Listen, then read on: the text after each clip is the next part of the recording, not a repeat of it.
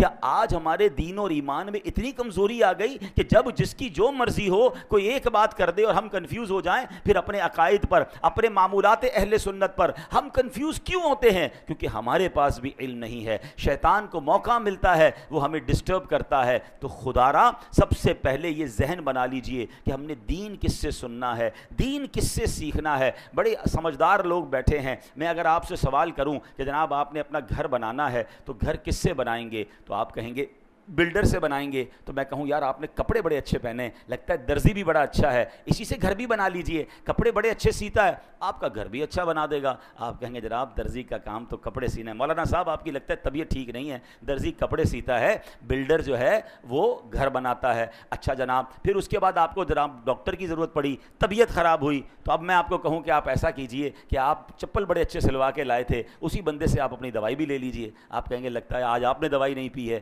کہ جناب چپل سینے والا جو ہے وہ ہمیں دوائی کیسے دے گا؟ تو کمال ہے کہ دنیا کی ہر فیلڈ میں آپ اپنے لیے اس فیلڈ کا ایکسپرٹ تلاش کرتے ہیں۔ موچی سے جوتے سلواتے ہیں، درزی سے کپڑے سلواتے ہیں، ڈاکٹر سے دوائی لیتے ہیں، بلڈر سے گھر بناتے ہیں، ان کو آپس میں مکس اینڈ میچ نہیں کرتے۔ تو اب بتائیے نا دین کس سے سیکھنا چاہیے، شریعت کس سے معلوم کرنی چاہیے؟ کیا ہر اس شخص کو یہ حق حاصل ہے؟ میرا دین اتنا مظلوم ہے۔ اچھا اب ایک اور فینومینا لوگ لے کر آئے کہ جناب انٹرنیٹ پر تو ساری چیزیں موجود ہیں، اب تو اے آئی کا زمانہ ہے، سوال کیجئے جواب مل جاتا ہے۔ قرآن پاک پڑھنے کی اور جناب اس کی اتنی بڑی بڑی تفسیریں پڑھنے کی ضرورت کیا ہے؟ اور جناب پڑھنا بھی ہے تو کسی عالم کی ضرورت کیا ہے، کسی مفتی کی ضرورت کیا ہے، کسی ایکسپرٹ کی ضرورت کیا ہے؟ قرآن موجود ہے، تفسیریں موجود ہیں، ہم خود ہی مسئلہ نکال لیں گے، ہمیں علماء کی حاجت نہیں ہے۔ چلے تھوڑی دیر کے لیے آپ کی بات مان لیتے ہیں کہ جناب کتاب سے پراپر علم مل جاتا ہے، ٹھیک ہے، کتاب میں سب چیزیں موجود ہیں۔ چلے اب میں آپ ہی کی بات آپ کی طرف دوبارہ بڑھاتا ہوں، اللہ نہ کرے آپ میں سے کسی کو کوئی پرابلم ہو جائے یا آپ کے گھر میں کسی کا آپریشن ریکوائرڈ ہو، تو جناب آپ بھی کتاب اٹھائیے کہ ٹانگ کا آپریشن کیسے ہوگا۔ بلکہ اب صرف کتاب نہیں ہے، یوٹیوب پر تو ٹیوٹوریل موجود ہے نا، ویڈیو بھی موجود ہے کہ یہ والا آپریشن کیسے ہوگا۔ تھوڑا مزید سوال اے آئی سے کر لیجئے کہ کون سا چاقو استعمال کروں، کون سی چھری استعمال کروں، پہلا کٹ کدھر لگاؤں، دو چار دوست جمع ہو جائیں اور ٹانگ کا آپریشن گھر میں کر لیجئے، 2-4 لاکھ روپے بھی بچ جائیں گے۔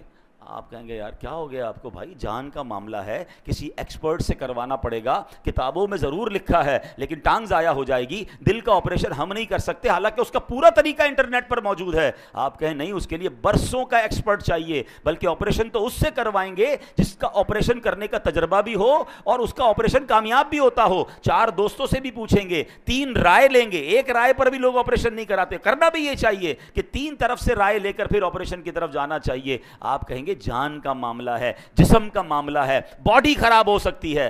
سبحان اللہ، آپ نے میرا ہی جواب دے دیا حضرت۔ اب میرا ثواب سن لیجئے، مجھے ایک بات بتا دیجئے، کسی کی ٹانگ زیادہ قیمتی ہے یا اس کا ایمان زیادہ قیمتی ہے؟ میرے ایمان پر جس کی جو مرضی آئے چھری کانٹے لے کر آ جائے کہ میں تمہارا ایمان کا معاملہ ٹھیک کرتا ہوں، تمہارا دین میں تمہیں سمجھاتا ہوں، آپ پڑھ لینا، آپ ہی خود ہی قرآن سے اور تفسیر سے پڑھ لیں۔ آپ کہیں گے نہیں جناب، باقی دنیا کے معاملات میں جب ایکسپرٹ ریکوائرڈ ہے تو مجھے قرآن کے علم کے لیے بھی فہم القرآن والا مفتی اور عالم ریکوائرڈ ہے، برسوں جس نے پڑھا ہو، جس کی جناب تفسیر پر نظر ہو، جس کی عقائد مضبوط ہوں۔ ارے وہ خود اگر سچا نہیں ہے تو مجھے کیا دین سکھائے گا؟ تو اے میرے پیارے اسلامی بھائیوں، اے بھولے بھالے مسلمانوں، خدا را اپنی زندگی کا یہ آپ ذہن بنائیے کہ سب سے قیمتی سرمایہ تو ایمان ہے، اور ایمان کے معاملات میں، دین کے معاملات میں میں نے کسی ایکسپرٹ سے، کسی صحیح العقیدہ مفتی سے اور عالم دین سے انشاءاللہ دین پڑھنا بھی ہے، سیکھنا بھی ہے اور آدھی جہالت سے بچنا ہے۔